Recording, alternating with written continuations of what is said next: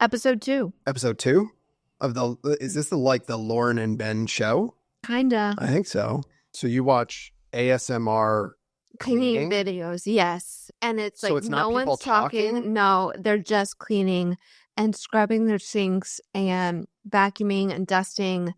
And Shut the fuck I up. love it. That's a thing. Love it. It's a huge thing.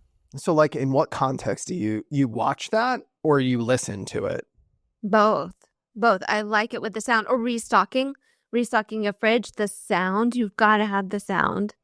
This is really fascinating to me. So you dedicate some of your time, and I understand because I like some of the things that I do to relax might be a little bit weird for people. I don't dedicate. I choose to waste some time. Sure, if we want to talk semantics about like dedicate or choose to use, but you choose to use some of your time to relax in this way. Yes, I will watch a solid hour of other people cleaning. The cleaning. Sounds of other people cleaning. The sounds of other people cleaning their house and restocking their fridge with cheese sticks and applesauces and drinks. And I need the sound on. What do you think that's about? Like, why do you do that? I have no idea. What got you into it? I mean, no, it's because it was fed to me. I didn't know I liked it. Right. And then when I watched it, I was like, that was really an enjoyable experience. Someone will enjoy us rolling around the cough drops in our mouth. Right. A new type of audience. But not me. Actually, I hate mouth noises. In fact, Paul, my husband, all I have to do is like tap my throat when I'm looking at him, and he knows he needs to clear his throat.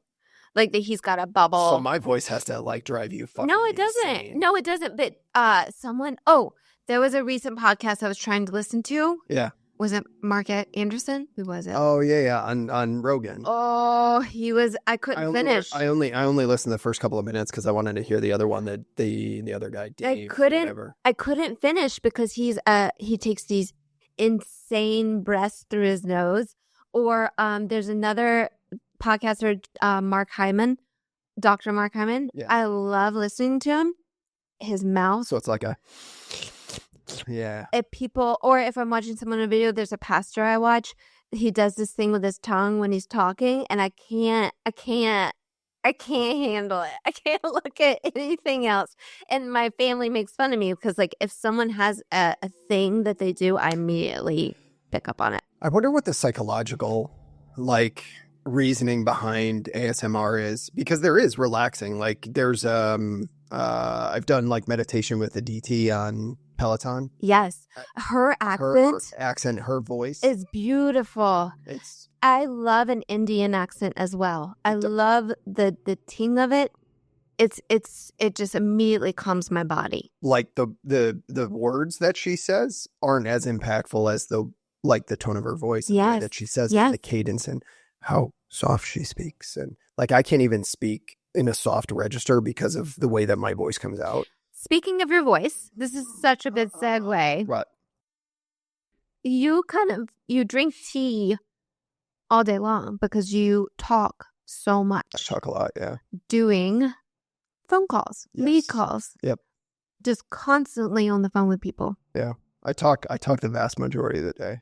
And are you talking more right now? So I guess I should open with the point of this whole episode is what people can be doing. And maybe we make a big cut, so we cut all our banter.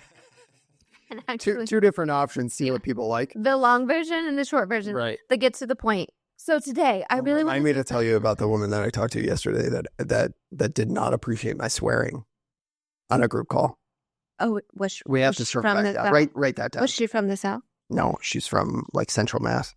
Oh, really? Mm-hmm. I had to get really used to it when I moved up here because I'm from the South. And swearing? Yeah. How do you feel about it now? I do it. I still feel a little like it doesn't come naturally to me. But like, does it distract you? Yes. Still? Yes. Even my husband, when I hear him on work calls and he starts swearing a lot, I get really uncomfortable. Do you? Oh yeah. I feel like it switches the mood for me to to kind of like a stressful one. So what's interesting is I was talking to Colleen last night. For those of you who don't know, that's my wife. I was talking to her about it, and she couldn't be on the more opposite end of the spectrum than perhaps you or the woman that I offended yesterday. She believes it's just language that is used to express a point. And as long as it's not done in a derogatory or inflammatory or, racist way, there's certain language that we don't incorporate. But like the normal swear words, I believe in certain contexts, like illustrate a point better than any other word. And for me, it just feels natural. Up here as in north, yeah. Yep. And that might not go everywhere. I don't know. Just to me, it doesn't seem that big of a deal. Although what's funny is that in our household, like our kids will swear. Really? Oh, yeah. Oh, my goodness. Like Belle will throw the F-bomb around, like in perfect context. Not just like to swear, but she'll use it. I'm not. Like I try to get her, like I consistently, it's funny because I don't swear in front of the kids. Are you sure? That's not true. I do swear in front of the kids. Because even I do, and I'm not. The percentage of time that I will swear in front of the kids is much lower than the percentage of time that I will swear in any other context. Okay. And it bothers me. I would hope so. Right. Well, it bothers me. It bothers me when they swear, mainly because I think that there is a time and a place for it to not be present. Do you swear with clients? Yeah, it depends again on the situation. If I'm sitting down with an 80-year-old woman, I likely will not. And if I do apologize. I mean, so we met with Rosie's second grade teacher on Thursday of last week, and I dropped like a hard F-bomb in the parent-teacher conference in front of my second graders teacher. It is a Catholic private school. And I did follow it up. I was like, I'm so sorry. I apologize for my language. She didn't take it offensively. We were having a great conversation. Yeah. And I understand that it's a barrier for some people to be able to digest the information. And yesterday. Yes, that is a great point. Mm-hmm. It distracts me. If you start to swear, I stop hearing what you're saying. Yeah. And it's a barrier. So what was interesting about yesterday is I was on a call with salespeople, an agent attraction call I took over for Air Novello, and I spoke for an hour. And honestly, it was one of the better sort of conversations and or just dialogues because I spoke the vast majority of the time. I shared the history of my progression and then I went into sort of what's authentic and how I am looking to build my downline and my organization in order to have a big enough impact. And during the course of that, I used certain swear words or profanities, not intentionally, but just as part of illustrating a point. It is true to you. And it's true to me. Mm-hmm. And, I think it was interesting because afterwards I got a voicemail from this woman who told me that, that she was really inspired by my story and I was doing a great job. And she thought that I was so, I spoke so well, which is not common for me. So she sent you an email. She called me and left me a voicemail. Oh, that's right. And she just said she liked your story, but... She was really inspired by it. And, as soon as I guess I started swearing a little bit more towards the middle, it distracted her enough that she needed to get out of the call. She left the call and signed off. Yeah. And so, initially, again, for somebody to, to verbalize that, what I'm sharing so much, I mean, if I'm being honest, I was a little bit it's not going to change the delivery of what I do. Yeah. But also the delivery of the messaging was it was like a minute and a half voicemail about how inspired she was, but that the swearing was distracted. And then she tried to explain it a little bit. And then she went back to the swearing. And then it was just sort of, and then she was like, but I want to meet up and, all that kind of stuff.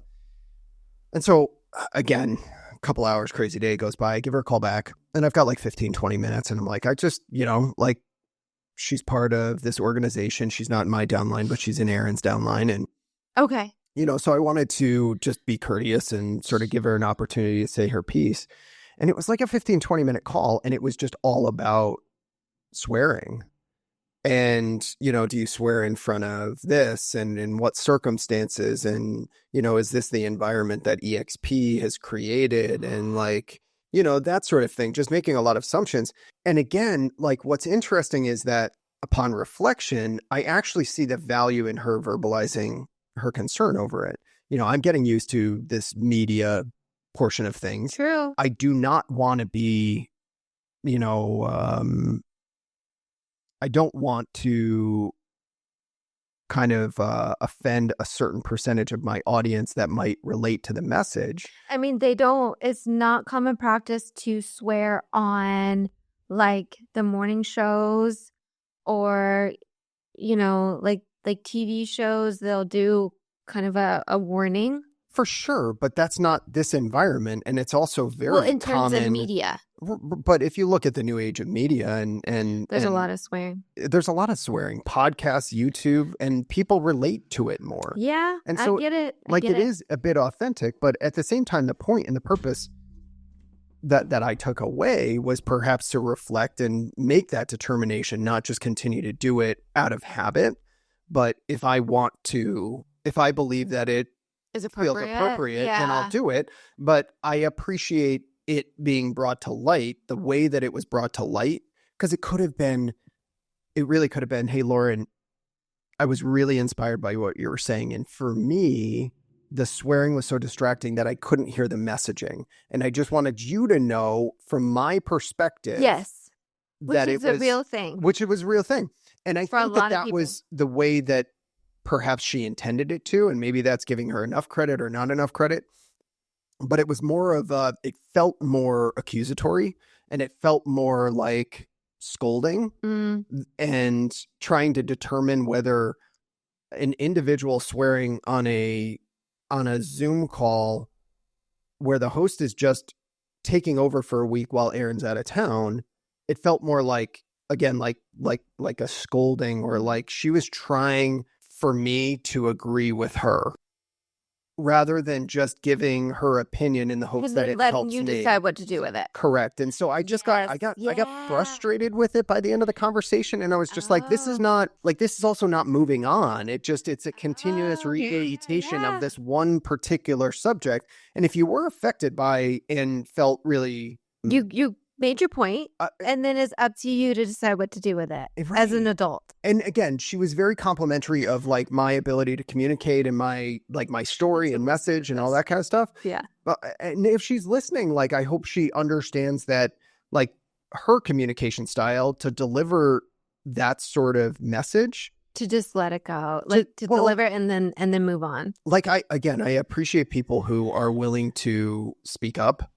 I enjoy that about people, but it's also, if you are that type of person, there's a responsibility to understand how your message is being relayed. Yeah, absolutely. So I don't know why we got on that subject, but I don't either. Yeah. But here we are. We didn't circle back. We just went straight for it. Should we start a third time? So here we are on episode 2. Yep. 20 minutes in, exit 1955. Okay, so March 1st. It is actually December 10th that we're recording this. Those are the 2 dates. But I feel like even though it's December 10th and Christmas is coming up, agents and homeowners alike, even in the middle of the holidays, are thinking about March 1st. For definition purposes, is kind of considered the go day of the spring market. Would you agree with that? Yeah, it's weather dependent here in New England. Okay. But it's usually generally speaking, we're cranking by, beginning, middle of March. Sometimes it's been as late as middle of April. Sometimes it's as early as middle of February. It just depends on the weather and supply and demand.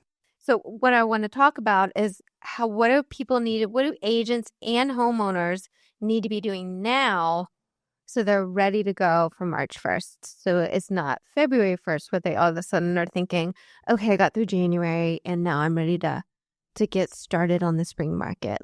Kind of you're too late, right? Yeah, I don't know. I mean, again, the spring market really runs until, you don't want to be hitting the market in June, but you really have from March until the end of May. to take advantage. And up here in New England, again, the kids go on break for school in June, and then, July and August, school starts back up at the end of August, early September. So most folks who want to make a move that have kids in school or want to get settled before the end of the summer, it just typically is an easier time for people to do it if they move in June, July, or August. Okay. And in order to accomplish that, most people are going to start the process of selling in March, April, or May. What I always kind of think of is people typically get through the holidays and then they start thinking about selling. If they're going to be moving, like that's kind of a natural mental process, is get through this, take down the decorations, and while I'm taking them down, I'm deciding what I'm going to move and what I'm going to get rid of.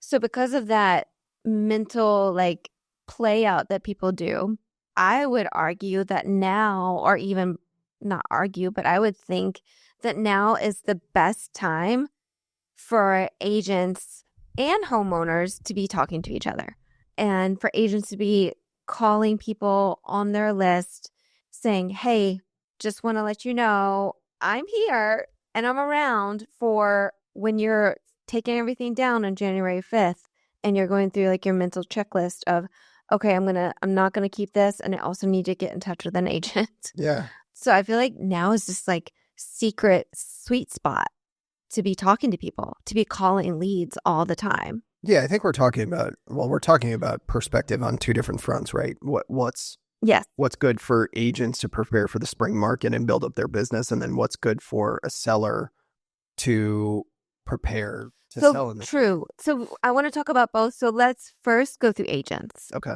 If you're okay with that, unless you want to go through homeowners first. No, this is your show. So agents, what should they be doing to be ready to rock and roll March 1st for when things start to heat up? Right now, I would say being on people's minds. So making those calls, even though it seems overwhelming in the middle of the holidays, it's actually in the back of people's minds, whether they're moving or not. Yeah. So one of the things that I've said for years is that motivated people love aggressive salespeople, right? So if you're considering selling and you haven't connected with a real estate agent or a real estate agent, and it's in the back of your mind, hey, listen, we want to make a move in the spring. It's finally going to come. Interest rates are starting to trend down. We've been in this house for 7 years. We only intended to be here for 2. We have 4 kids and it's a 2-bedroom. You're motivated to get everything done. Yes. Now, consider that motivation where you as an agent, Lauren, call this seller and say, hey, listen, I just wanted to give you a heads up what's happening with the real estate market, with home prices. Here are some of the steps. I know we've talked about selling before. I just wanted to kind of give you a timeline and make sure that we're not scrambling around last minute to get everything done. Yes. And just how you doing? I hope the holidays are going well. I just wanted to give you a ring and touch base, and I'll be circling back in January when you're putting everything away. Yeah, and either that motivated person is going to pick up the phone and have that conversation, or that motivated person is going to hear your voicemail. Yes. And the message is still the same. I am here when you're ready. Yes. I am as motivated as you are to get this done. So if your motivation isn't to get everything done before the spring and you want to run around right before you get it on the market, that's perfectly fine. But I want you to know that I believe that there's a way to do it that will involve less stress on you, have you prepared to hit the market so that, again, you can capitalize on whatever is happening. Right. Because in no uncertain terms, every spring is a little bit different. If we have an abundance of inventory and the buyers, the demand for housing is lower, then it's not as incumbent on you to hit the beginning of the spring market. But if there's a backlog of buyers and there's no inventory, a lot of the times what you'll see is that initial onslaught of listings that come on the market at the beginning. Figure, all right, in any particular town, let's talk Mansfield. So Mansfield, an $800,000, $900,000 colonial in Mansfield. Arguably, there's going to be let's call it 2 a month. Let's call it 2 houses per month within that generalized price range for the entire year. Mhm. And that might even be high. There might be like 1.5, there might be 18 sales like that every year, Wild. which is wild, right?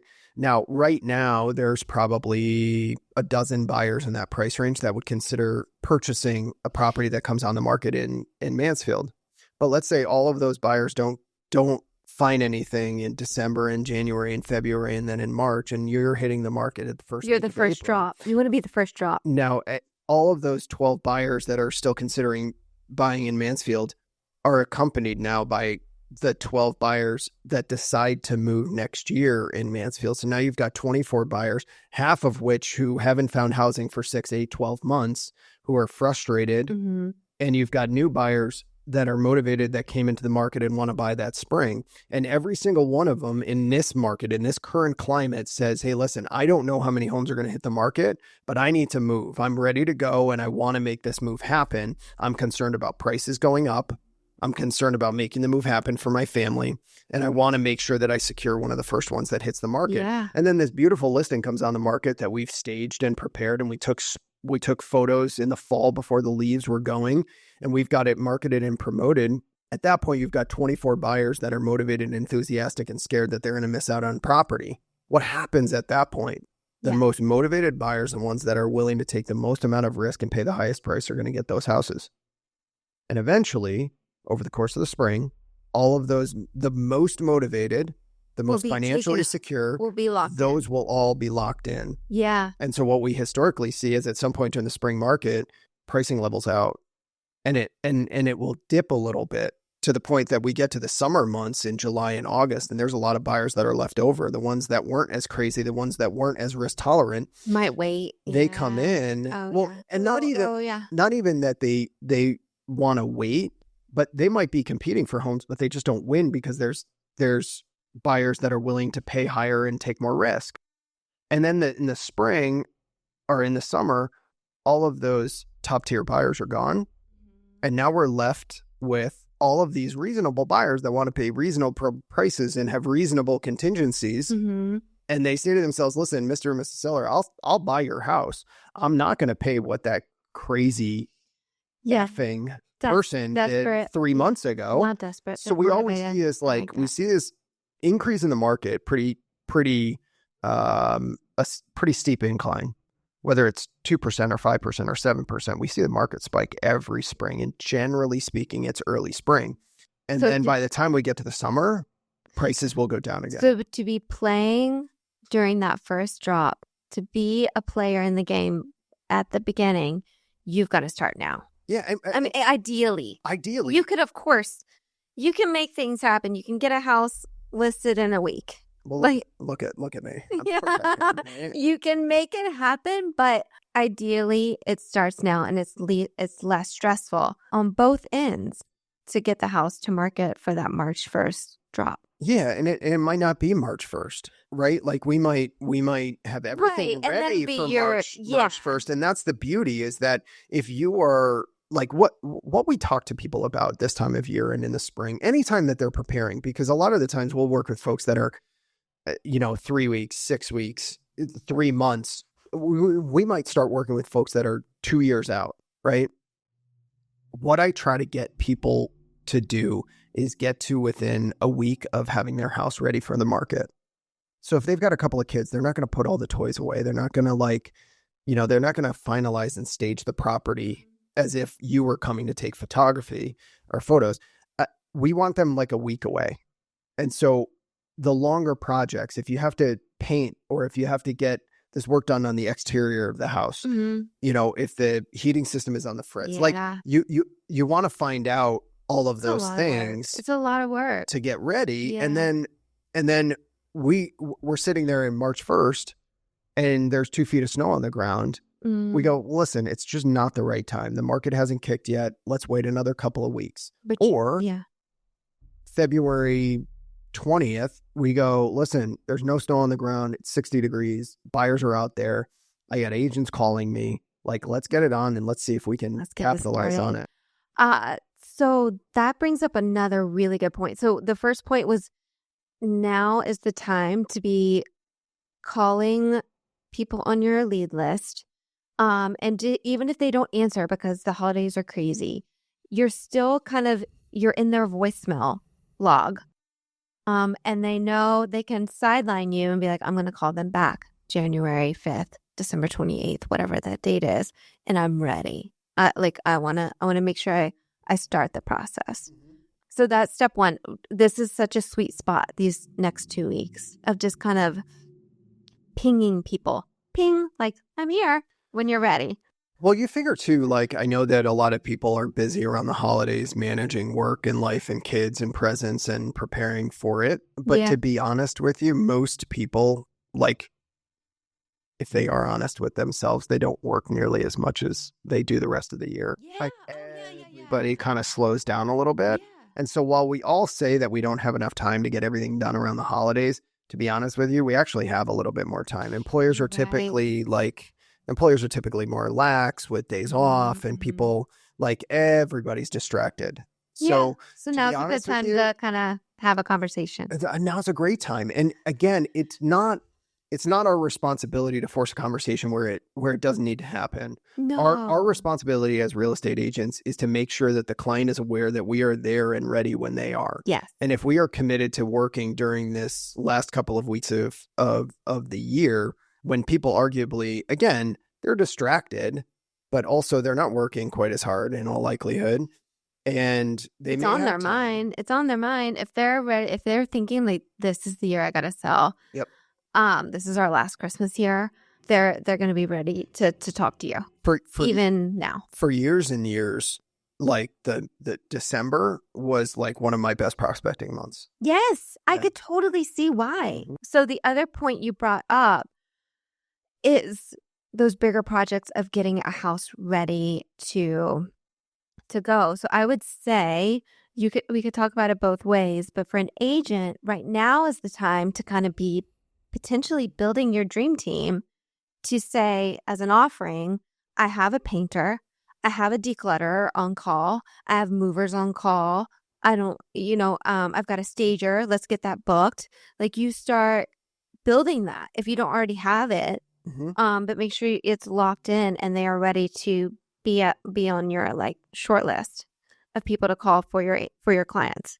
Yeah, I mean, I think it's incumbent upon real estate agents, and I think it's part of their responsibility to solve problems for clients. I mean, that's essentially what we do. Like, I know that negotiating and proper marketing and all of that kind of stuff is really, really important, but a lot of what clients hire us to do is to manage the process. Yeah. Right? Because moving in no uncertain terms is going to be extraordinarily stressful, regardless of how much we can help and how prepared a buyer or seller is. Like, it is going to be stressful. My job, and I would argue most real estate agents' job, is to, at every point, make it easier and easier for the client. Because if we can prepare, and I tell this to some of my sellers sometimes, I'm like, imagine a situation where you have 3 months to touch up paint, get ready for staging, prepare the kids, fix those lights. Work, yeah, right? Fix the door handle that doesn't work. 100%. Versus you call me 2 weeks before and we're like, here's 25 hours of work and you have 3 hours of available time. Now you're staying up until midnight every night getting it all done. Yeah. And what that mentally does is it puts people in a position where they have to use the major motivating factor to push them to get everything done. And either that's going to happen or it's not. And if it doesn't, then maybe what happens is they lose motivation, they pull back, and then they miss out on the house they want or the timeline that they want or whatever it is. And so again, whatever a client wants to do as far as being prepared or not being prepared is okay with me. My job is to provide the available resources and the guidance so that they can make an educated decision. If I sit down with you and I'm like, here's what we should do, and you're like, yeah, I don't want to do that. I'm like, all right, that's cool. Good luck. No. Well, in certain circumstances, depending on the situation, I should probably do that more. But so what kind of things have you seen? What are the pain points? So painters, declutterers. We call it, so Nancy, one of my stagers, is She's famous for saying like thinning out. Thinning out. She doesn't say declutter. And then because there's like a negative connotation with you it. also have a junk removal service too. You have a guy that will come in and just remove the junk. He's one of the best guys in the world too. One of the most patient individuals I've ever met. So you have that on your dream team, your short list, or let's call it your dream team. I like it. You have Nancy, your stager, who helps the sellers thin out. Mm-hmm. And then you have a junk removal service. Do you have painters? Well, and Nancy does way more than that too. Like Nancy is. So one of the reasons that we use a staging consultant is number one, the experience, and especially if you don't have a ton of time selling real estate or you haven't sold real estate in volume. Like I could walk into a house and tell most sellers what they would need to do. Mm-hmm. Like Nancy does it better than I do, but I could probably tell sellers exactly what they needed to do.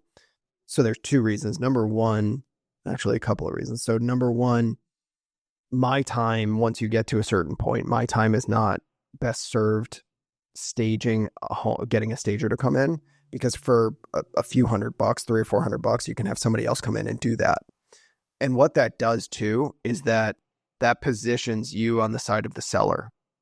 So you always want to try to position yourself on the seller side, not on the other side of whatever conflict or issue or, situation arises. Okay. So think about this. I walk through the other side. Nancy is the one that delivers bad news. Nancy says, take this personal photo that you love so much of you and your kids at the beach, take it down. It shouldn't be there. Right. Yeah. And it's subtle, but if I don't have to be that person, then I remain on the side of the seller. And sometimes I'll use Nancy as a scapegoat. Like the seller call me, I can't believe Nancy said this. I'll be like, me too. Yeah. That's ridiculous. Yeah. You don't have to do that. That's not necessary. Yeah. Right. And it may not be necessary. Nancy, what I say is Nancy gives a seller a perfect scenario. Mm-hmm. This is not a perfect environment, to like get a house perfect with 3 kids running around. Right. Financially, it might not be a perfect situation if you can't afford to do what Nancy recommends. Mm-hmm. Those are all fine, but Nancy is going to give the advice regardless. And that's what a good stager will do, is she'll give advice and guidance regardless of what, like, again, she takes into consideration, because I'll tell her before she goes out, like, listen, the seller doesn't have the financial resources to do this, or like, this is a single mom. There's going to be very little, or single dad, or whatever it might be. They don't have the time to do a lot. So let's stage it according to this criteria. Yeah. But again, based on that criteria, she's going to give every possible recommendation. And what I tell sellers is, let's take a look at that list, and realistically, like 60 to 70% is what we're hoping for. Yeah. And again, it positions us on the side of the seller. Yes. Which is where we should be, because we are being an advocate and a resource for them. Yeah. Same thing with pricing, right? The market is over there. The market and the buyers are over there. I am right here. We are standing on the same side. Yeah. We want the same things. Yeah. I want to help you accomplish your goal. I want to get you top dollar for the property, and I want to make it as easy as possible. I love that. That's my goal. The market's over there. What happens is over there. Mm-hmm. I don't have any control over it unless I'm looking to purchase a house in the price range and in the location that you're But I'm selling. going to sit down with you, and we're going to figure this out together against the market, it's playing with the market. I'm an advisor. I'm a connector of people. I'm a problem solver, right? Mm-hmm. I'm, again, responsible for marketing and promotion. But you'll see that once you get to a certain level, there are professionals that do it better than I can do it. Mm-hmm. You're better at cultivating marketing and appearance than I am. I can do it. I've done it, but you're better at it. Right. And if you get to a certain point, that's why as teams expand and grow, you can offer more resources. I like that too. Like part of your dream team, I think it would be nice for agents to say, I'm going to hire my photographer, my media person. You can go, this is who it is. You can go to their site. So start as agents, start building your team, get your photographer locked in. 1 or 2, you'll need a backup. Get your stager ready. Make sure they're on your team and they've agreed to that, to kind of prioritize you, or maybe you're on their short list of the 5 agents they work with. The junk removal, painters, what other kind of stuff? Yard guys? Do you have someone on your team? Landscapers are pretty common in our business because we just need to clean the property up. So you just have your people that you go to and that you kind of will say, I've got a guy. Yeah. And again, depending on the trade and the area, like the landscaper that we use, I use him personally. I've been using him for 10 years. Like I know him really well and he treats my clients like he treats me. And he also, like sometimes if you don't have good relationships with people, like when your clients need something, you'll have a hard time finding them. Like if you're looking for a spring cleanup in the middle of spring cleanups for landscaping and you call and you need it done within 3 days, most landscapers are going to laugh at you. Yeah. I call my, John Stanovich over at Stano's Landscaping, and I'm like, listen, I'm really sorry. We didn't know this listing was coming, but I need shit done in the next 3 days. Yes. And he's like, all right, just tell me where and when. He doesn't even that's when the relationship matters. And that really and that's what agents should start building now. It's just a much more enjoyable experience, in my opinion. Look at Rosa. I mean, Rosa cleans your house, right? Yeah. So she cleans everybody that I know. I met Rosa through a referral. So my wife was working with a personal trainer at the time this must have been 2011. And the personal trainer's cleaner was Rosa. And so Rosa came over to give us a quote for her house. And I want to say she now works with, she probably have a better idea. I would guess just through our relationship, she probably cleans like 60 to 80 houses from people that I know. And every year we give her, massive cleanup jobs, because again, that's an underutilized listing resource. Yeah. It's very important. Guys, stage the house, get it all ready. Don't worry about cleaning it. We're going to send our cleaning crew out. Right. That's because really you don't have to think about that. Even when you're moving out of the property, like most people are like, oh my God, I got to get out and then I got to clean it. And that's going to take 6 or 8 hours to get the house clean. It's like, no, don't worry about it. That's it's a reasonable cost for your sanity. Yeah. You pay, you cover the photographer costs and the cleaning. Yeah.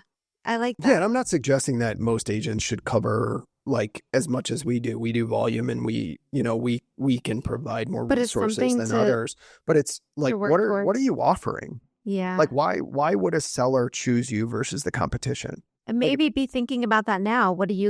How are you going to make yourself different? And that's part of it is what you offer. Well, we talked about it yesterday. All right. So you're increasing your business, right? So an agent does $100,000 in earned income 1 year, and then they do all of these activities to increase the number of transactions that they do and the income that they're making. So then they make $150,000. And what most agents do is they increase their lifestyle or they spend the $50,000 as a reward for the hard work that they put in. What I would argue is that until you get to a certain point, take that $50,000 and invest it into either you as a person, taking coaching, courses, training, education, become a better version of yourself. Yes. More skilled, right? Educate yourself or invest it into your business. Yes. Be in a position where you can offer more.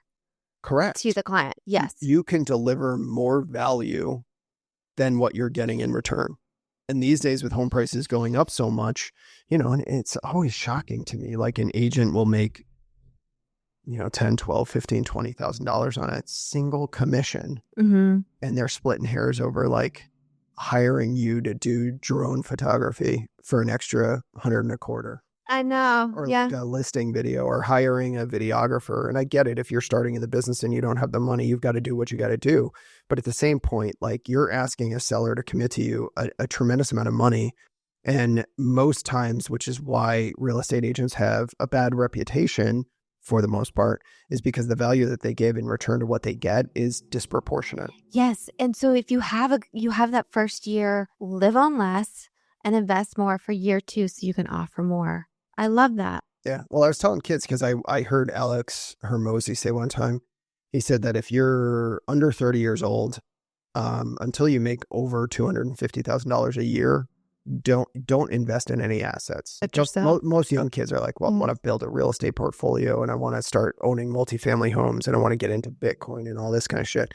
What he says is take all of that money and invest it in yourself. The dividends and the return that you get will be far greater than any investment that you can put out. And that part of that is investing in yourself. Part of that is investing in your business. Mm-hmm. So if you've got extra income, that's what corporations and businesses do. Mm-hmm. That's what successful companies do. Mm-hmm. They see profit margin, and granted, they'll take a certain amount of that profit margin, but they have most of them have structured salaries, and like their benefits packages are a certain amount. So if they make in excess of that, they're looking at ways of taking that amount of capital and having it work for them. Mm-hmm. So you spend the capital, you pay money. If you invest the capital, number one, you avoid the taxation on that extra capital that you've made. And number two, that has a compounding effect. If you've invested into the business, if they've invested into your education, that compounds over time. Mm-hmm. And it's something that, again, I wish I recognized a little bit earlier in my career, but I'm also fortunate that I learned the lesson at some point. Is that in your business plan? Plug? That's why you're here. No, your business plan that you have out right now. Setting aside money to say like this, that would be a great point, is like, what am I going to offer next year that I didn't offer this year? Like, how am I going to invest in like the client transaction, the client relationship? Mm-hmm. How am I going to budget to offer cleaning services? How am I going to budget to offer?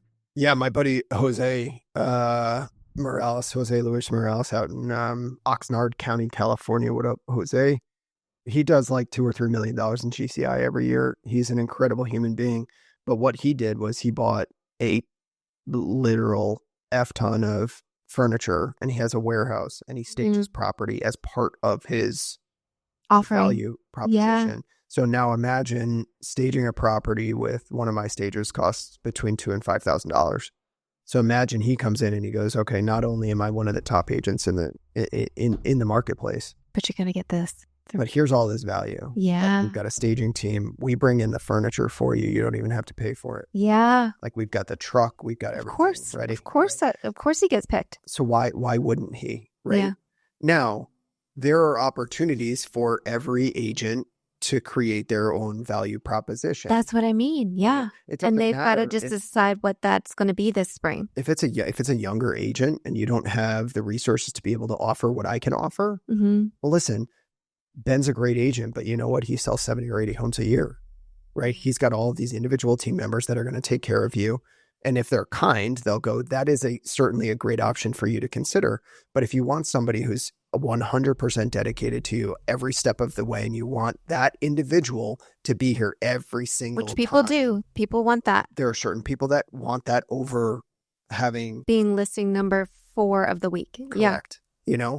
And so there is value. You just have to determine what your value is. Yeah. Is it you individually? Is it you resource to everybody else? Is it like, what is that value? Because I don't think people Is it you know the neighborhood the best because you live in it? Yeah, I don't think agents consider like the disproportionate value exchange between an agent and their client. Yeah. They're giving you a lot of money, like a lot of money. Mm-hmm. And that's, again, like, you're going to either earn it or you're not. And I would argue that even if you get selected and you don't earn it and you take it, it's not going to fill you with a ton of confidence. But I can tell you for sure that client is not going to refer you business down the road. If they feel like they got less than what they paid, like, think about it. When's the last time you paid for something and it was like, and after you were done with it, you were like, that kind of sucks. That doesn't feel good. Yeah. Yeah. That's what I imagine you'll go through when you go down to Disney in Orlando in February. I feel like you'll come back, you'll be like, remember that conversation in December? $1,000 on an ice cream and a balloon? With Disney people.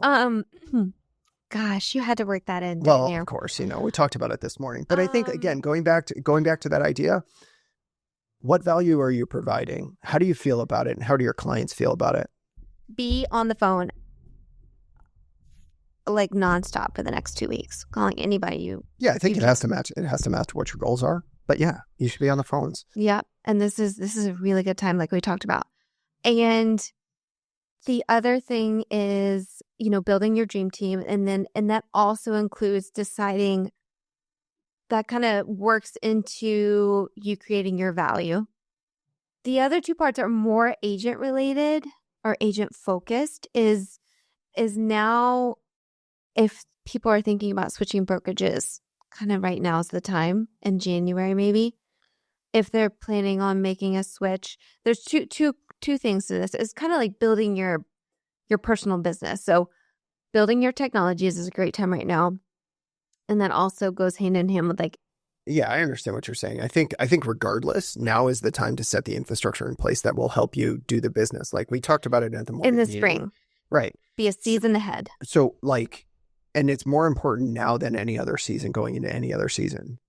Right Because now. the spring market, arguably the 3 months of putting business, whenever the market starts, whether that's, beginning of March and it's March, April, May, or whether it's beginning of April and it's April, May, and June, whatever it is, and the later it starts, the smaller the timeline is.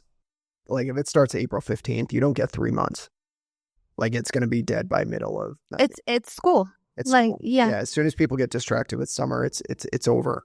So we talked about it this morning. Like everything that we're doing is preparing. So from a leadership standpoint, which again, if you're a solo agent, you have to be both, right? You have to be leadership. You have to be visionary. You have to also be executing, right? So for my agents on my team, all they have to do is go out and find business and do that. They don't have to set up the infrastructure and look ahead as much as a solo agent would have to do.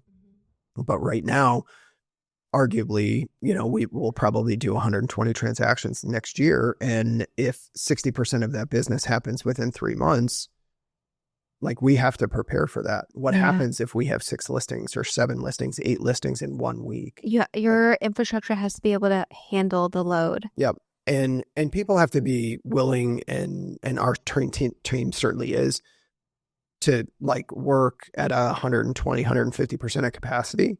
But if we can put the infrastructure in place that we can handle 6 listings in any given week, and we can do it, like if we had the ability, which we will, to put 6 properties on the market for 6 weeks in a row, like that's not, like that level of activity probably won't happen that consistently for that long.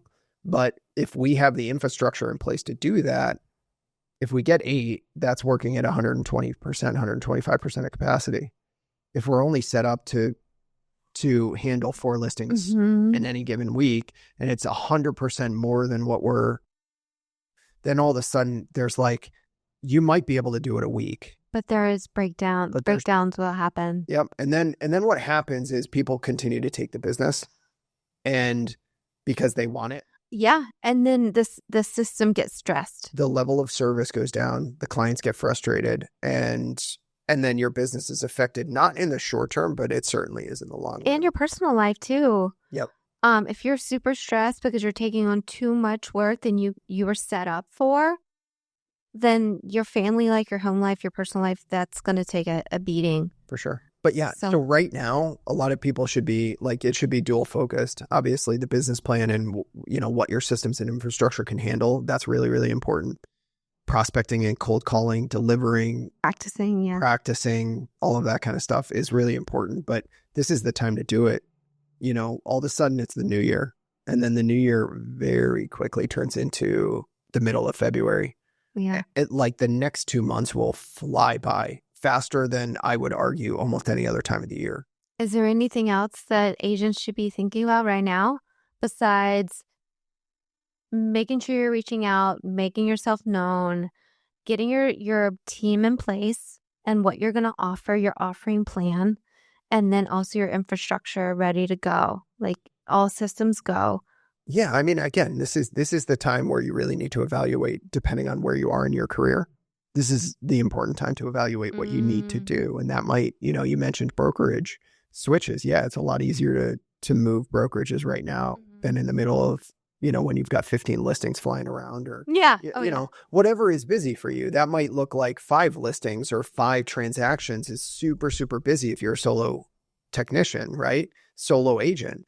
Well, considering moving brokerages at that point is like an impossibility. So right now, are you in the right environment? Are you around the right people? Are you being inspired and motivated? Are you getting the right messaging? Like all of that is really, really important. And if you're not, there's a lot of good people, good teams out there. There might be value in evaluating that. Like you have to, like, this is what I don't think perhaps the general public understands about real estate in general, but real estate agents, is that they do a lot. Like they have to run a business. They have to be a marketing person. They have to be a negotiator. They have to learn. They have to kind of be like a therapist, a prospector. Yeah. Like there's so many different hats that a real estate agent puts on. And I think the perhaps the frustrating part for the people that do it sort of with intention and really put a lot of effort into it. I think the frustrating part for us is that it's not taken as seriously by the vast majority of agents, because the barrier to entry into this line of work is so they low. drag you down. So, people come into this business, I love houses. I want to be an agent because I love houses. And it's like, well, that's like a 1/100th of the job. It's your desire for houses. Yeah. Like how often, like, am I enamored by houses right now? Like I think I photographed the majority of your listings. I saw you. I mean, I can tell. Yeah. I get it. I get it. You can tell. But I think that the idea is... Because at some point you've seen so many houses, it becomes more about the relationship. And I don't think people realize that being a real estate agent is not about the house. It's about the people. It is totally this like social, personal transaction. Well, I think what's interesting. It is not a house. No. So what I think is always interesting is when a new person comes in, especially when they're not in real estate, onto the team, and they start to observe what I do in volume. Like all I do is solve problems and talk to people. It's a people job. It's like people focused job. You have to like helping people, which is not moving houses. Which is interesting as an introvert. Yeah. To like, but to be honest with you, like, I believe, at least for myself, sitting behind a desk and having a conversation with a person over the phone or on a one-on-one or two-on-one context is way better for an introvert than to have to go out and get the business. Like I look at some industries, some sales industries, and it requires that you go to all these networking events and parties, and you have to be part of the social scene. And perhaps in real estate, that's way more like selling Sunset, which is like a fake show anyway, but like... I know. Oh, by the way, like, do most agents like hate those shows because it's not a realistic representation? I don't know, because I don't talk to many agents about those shows, but I hate them. I'm not an agent, and I love it. Of course you do. It's not, but that's not the reality. But I don't think actual agents like it. Well, that's the thing, is that everything is curated for television, right? Like even House Hunters, right? Yeah. Like the house is chosen before the show absolutely even gets recorded, right? Like all of these things are an unrealistic expectation, but this is entertainment, and I do get that. But again, I think that goes to the public perception. The public perception is that we sit around, gossip all day, and then we go to... and make phone calls, and it somehow always works out. And it always works out. So yeah, I think that's a really good point. A ton of like work on your computer, figuring things out. It's a lot more than, hey, I found a really cool house. And most agents don't...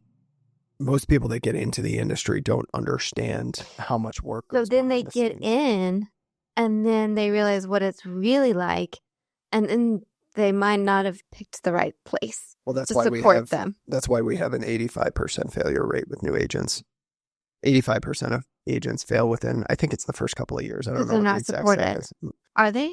No, probably not. I mean, again, that's the problem with brokerage overall, is that historically, like when my mom, who sells real estate in Eastern Connecticut, shout out to the great Sue Esposito, when she got into real estate, she's been sort of working for the same broker for 35 years or 32 years or whatever it might be. And he's been part of Remax. I think he originally was part of Century 21, and then he went to Remax brokerage, and then he's an independent brokerage in the, believe it or not, Mansfield, Connecticut area, right near Yukon. But that relationship, like, he helped her a lot. Like, they collaborated a lot. She learned a lot from him. He learned a lot from her. It was a great reciprocal value exchange, to the point where she would never leave that relationship. And again, it goes back to relationships, but what's happened over time is that as commissions have gone up and it used to be that there was a handful of agents for every town. Yeah. And now there's 72,000 licensed real estate agents in Massachusetts alone. 72,000. There's only 72,000 transactions on a good year that happen in Massachusetts. So there's an agent for every transaction. Half of those agents will never sell one home per year. So 36,000 agents will never do a transaction. They keep their real estate license for whatever reason. Yeah. It's probably because the barrier to entry is so low. Yeah. And the per sale commission is so high that if they get one friend or family member or acquaintance to do business with them once every 3 years and they pocket 15, 20 grand, then they think it's a win.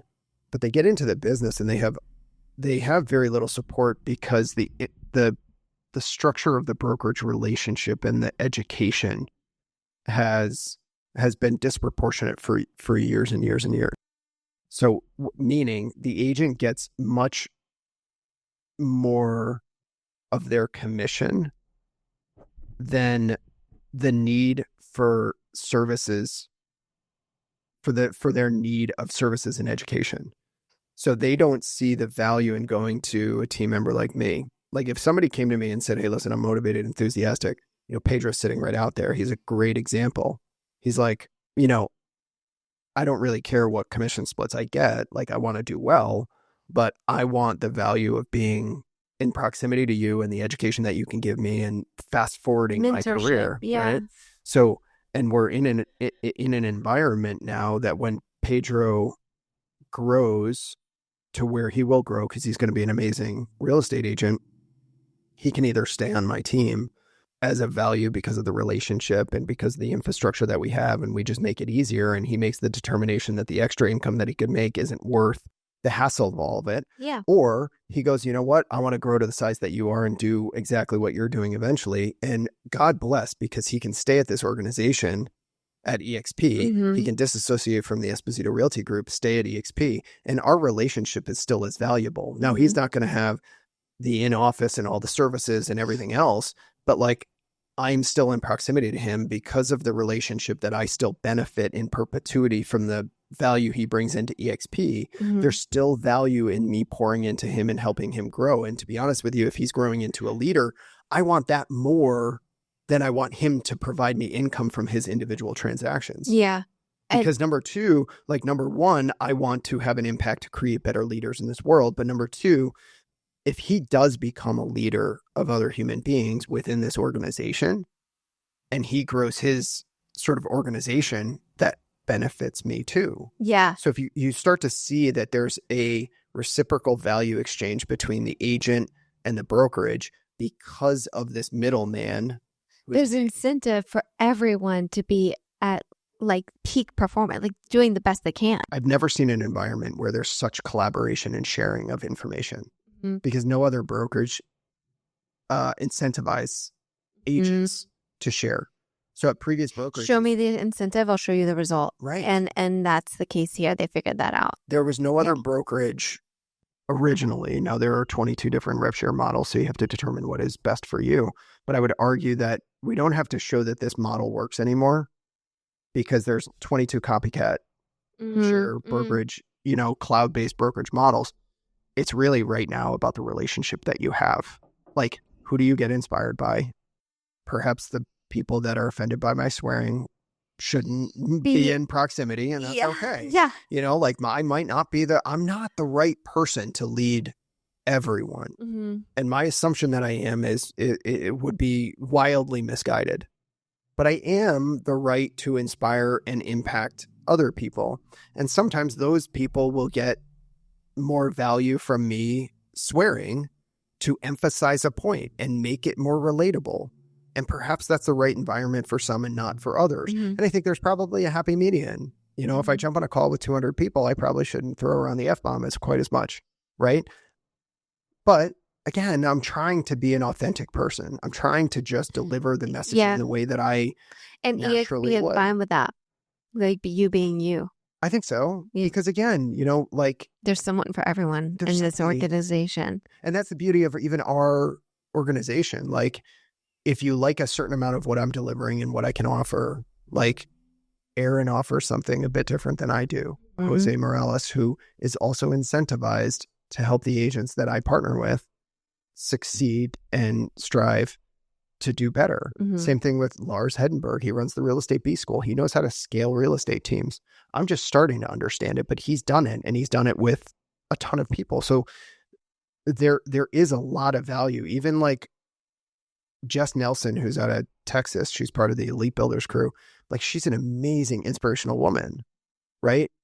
I know that anybody that I partner with, if they want to receive some value from Jess, I know that she'll give it to them, even though there's no direct financial relationship. Yeah. Because Jess also understands that if anybody sort of really relates to me and wants value from me, like, we're all under the same umbrella. Yeah. Whether I directly benefit from somebody or not, like, my desire and intention is to have an impact on everybody that I can. So it's like, oh, you're an EXP, you meet another EXP agent and maybe you don't know them yet, but you immediately feel like you're on the same team. And it's not exactly competition, because if they're doing well, then you're going to be doing well. Like, yeah, I think that's for the most part true. I think that, the faster everybody's running, the faster everybody will run. Right? Like, you can look at it as a negative if somebody else does better. But I've always looked at it like, if you're getting better, that's going to inspire me to get better and do more and strive to be better. So, and they're just representing the brand, even brand well. I think it's much, like you said, it's much better if they're representing the brand better and being that type of person. Yeah. Even in any sort of, and it's encouraged and incentivized. I want good people around me. Yeah. I will forego an opportunity to be around better people.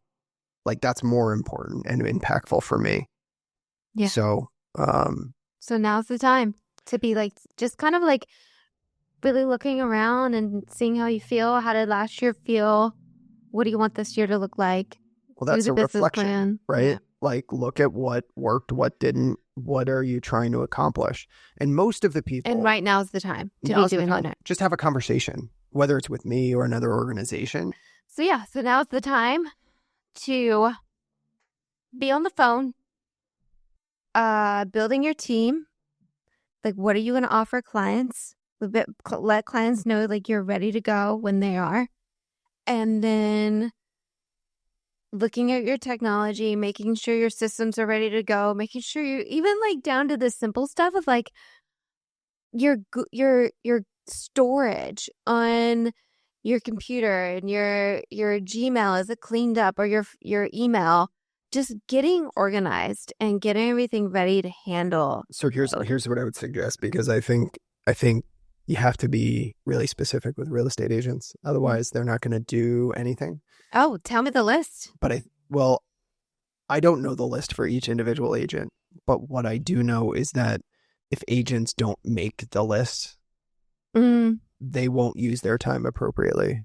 So, like, if you have all of these ideas and you don't have them written out and specifically how long it's going to take you, if it's not on my to-do list, it doesn't get done. No, but what happens is people think that they have a lot of time right now. List.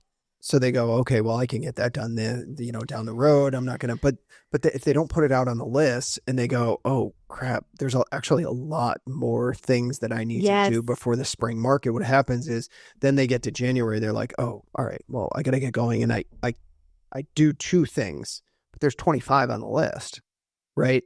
People will get done what they have to get done in the time that they have, for the most part, on a daily basis. Oh, I love that saying. Like, or give what you want to get done to the busiest person. They'll get it done. Yeah, they get it done. Right. You can accomplish far more than you think you can. But the problem is that if you don't know what that is, if you're not prepared for it, it's like, agents should be preparing for the next day, the night before, right? Yeah. The worst thing that you can do is get into the office and not know what you're going to try to accomplish with that day, because you'll spend half the day trying to figure it out. That must be really hard for agents, because you're kind of like yourself. You're your own boss. You don't have a boss. Yeah. So, but that's again why we, the good agents make a lot of money. because it's very hard Yeah. to do this. It's so much easier To manage yourself. if you've got a boss that requires that you're at work every day and make sure that you get everything done. That's why that's a salaried position. That's why it's structured. It's like, okay, here's the relationship. Here's what I need you to get done. Yeah. I'm going to ask you to get all these things done. In return, I'm going to check in on you and make sure that you do it, and you have a structured amount of days off, and you have to be here at this time. And then I'm going to give you this compensation for it. Outsized outcomes, whether it be in sales or creating a business or whatever it might be, the reason that people are paid disproportionately for their time is their ability to do and create things that other people aren't. Yeah. And I'm able to create outsized outcomes, whether it be the size of my business or the amount of money that I make, because I've dedicated myself to doing the hard things, waking up every day and doing and things coming up with them. And constantly checking in with myself on what am I not doing, what doesn't, and paying other people. Like I've said this a lot, but I've spent like $300,000 in the past 10 years on coaching and training. It's a lot of money. Yeah. It gets me to the point where I'm making it paid off. You invested in yourself. Correct. Instead of spent it. Yep. Which is, there's a difference between spending and investing. And you did that. So coming up with your list, what do you need to just streamline? What do you need to fix? What do you need to thin out? And then also just looking around you, are you supported? Does this work environment, wherever you are as an agent right now, the last year, the last maybe decade, who knows? Is this what I want for next year? Yeah. For 2025? And if it's not, just pick up the phone. There's so many people that people could talk to. Yeah. And if you're lost on specifically, that's where leadership matters. And if you're looking for somebody who inspires you, and perhaps if this, messaging, whatever platform, in whatever sort of way that you're consuming this information, if it inspires you and you need that inspiration, then just reach out. Like the worst thing that can happen is you find out that it doesn't inspire you as much, or maybe the opportunity isn't right. But what if that opportunity is a phone call away and it drastically changes your life? I say this a lot, but you're one relationship away from potentially changing the trajectory of your entire family tree. I love that. And that's been true for me. So pick up the phone. Pick up the phone. Well, that was a good one. And I'm sure there's still stuff we didn't get to, even an hour and 20 minutes in. I'm excited to see what episode 436. What are we going to be talking about? Maybe we'll be talking about this again. I wonder if we'll talk about real estate. Where are we going to go? Know what I want to talk about one day? No, is and this may, I'm just going to do it. Is like your relationship with drinking. Ooh, yeah, that's a fun one. And just like what happened, what changed, and how did it change your life? Maybe for the better, for the worse, I don't know, but and what it's looked like for you. Because I think a lot of people, especially this time of year and in January, start to. So I quit drinking December 18th of 6 years ago. I remember the day. Wow. I remember the day before. Maybe we should schedule December 18th. We talk about it. That'd be fun. Yeah. I mean, again, drinking was just to tease it a little bit, but it wasn't so much the drinking. It was just the person that I wanted to be. Drinking was actually, maybe we should hold off because I can more eloquently describe what I think, but I don't know that it was as much the drinking as it was just having control over who I am and what I wanted out of life. Absolutely. And I was using drinking as an excuse to dull everything else out. And so it's that'd be interesting because I have a lot of thoughts on drinking. I think quitting drinking has allowed me to become the person that I am today in no uncertain terms. I think it could be applied to almost anybody. And you talked in the last mastermind, which is up online, about what's the one thing you could do that would change everything. Yeah, what is the one thing that if you did would make everything else easier? And 6 years ago, it's not the case anymore, but in 6 years ago, it was drinking for you to stop. Yep. So I want to talk about that. Yeah, cool. maybe December 18th, Sounds good. 2024. Next Wednesday. All right. All Thanks. right. Good Awesome. chat. Yep. Bye, y'all.